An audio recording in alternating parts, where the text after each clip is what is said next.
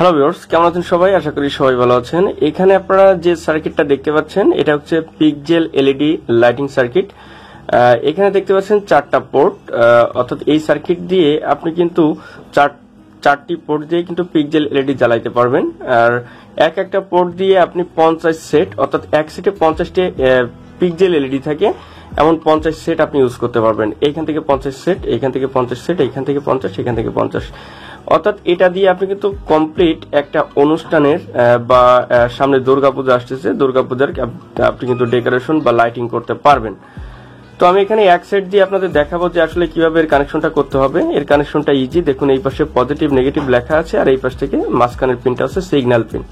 তো আমি সংযোগ করে আপনাদের দেখাচ্ছি যে আসলে এটা কিভাবে সংযোগ করতে হবে এবং এর ইফেক্ট গুলো কেমন হবে এবং লাইটিং গুলো কেমন হবে সেটা আপনারা দেখতে পারবেন। তো আপনারা এখানে দেখতেই পাচ্ছেন, এখানে যে পিকজেল এলইডি গুলো দেখতে পাচ্ছেন এটা হচ্ছে এক সেট পিকজেল এলইডি। এরকম 50টা পিকজেল এলইডি সেট কিন্তু আপনি এই একটা পোর্টের মাধ্যমে লাগাইতে পারবেন। ওকে, অর্থাৎ আপনার কমপ্লিট একটা অনুষ্ঠানের ডেকোরেশন করতে পারবেন এটা দিয়ে।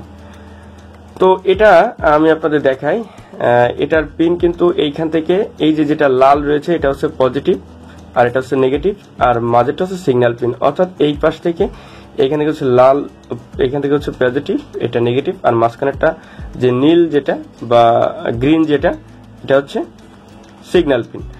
অর্থাৎ এই সিগন্যাল পিনটা আপনার লাগিয়ে দিতে হবে এই মাঝখানে। ওকে, এই যে মাঝখানে লাগিয়ে দিচ্ছি। আর এই পাশ থেকে দেখুন, এই পাশ হচ্ছে পজিটিভ, অর্থাৎ এইখান থেকে পাওয়ার সাপ্লাইয়ের এই পজিটিভটা আমি পজিটিভে লাগিয়ে দেবো। ওকে, আর নেগেটিভটা এই পাশে লাগিয়ে দিলাম, অর্থাৎ এটা পজিটিভ, এটা নেগেটিভ, আর এটা আছে সিগন্যাল পিন।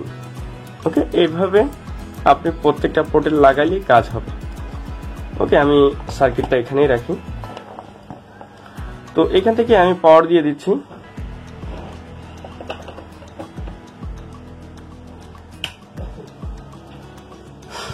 তো এখানে আমার এখানে কিন্তু আমি পিকজেল এলইডিতে কোনো পাওয়ার দিইনি, এখানে জাস্ট পাওয়ার সাপ্লাইয়ের পাওয়ারটা আমি লাগিয়েছি। তো এখানে পিকজেল এলইডির পাওয়ারটা এখানে আপনি দিয়ে দেবেন, বা আপনি যে কোনো এক পোর্টে এক জায়গায় দিয়ে দিলেই হবে। ওকে, তাহলে আমি এই পোর্টেই দিই বা এই পোর্টটাতেই দিই। এটা হচ্ছে পজিটিভ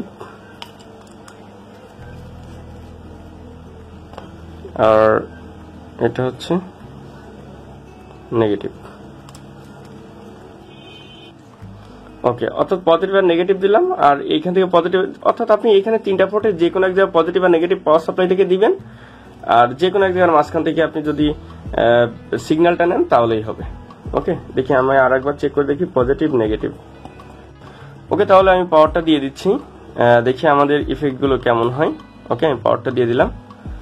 ওকে, দেখুন আমার কিন্তু এখানে বিভিন্ন রকম ইফেক্ট হবে, তো আপনারা এটা লক্ষ্য করলেই বুঝতে পারবেন।